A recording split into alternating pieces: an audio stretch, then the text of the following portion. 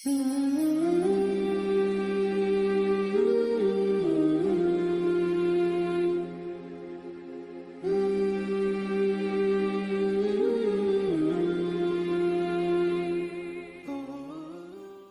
باری تعالیٰ ہے، اور ہم نے آپ کی طرف حق کے ساتھ یہ کتاب نازل فرمائی ہے جو اپنے سے اگلی کتابوں کی تصدیق کرنے والی ہے اور ان کی محافظ ہے۔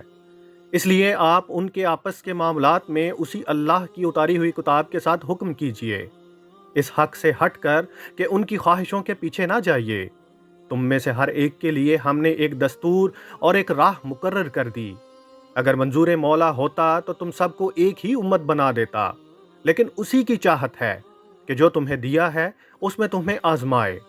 تم نیکیوں کی طرف جلدی کرو، تم سب کا رجوع اللہ کی طرف ہے، پھر وہ تمہیں ہر وہ چیز بتا دے گا جس میں تم اختلاف کرتے رہتے تھے۔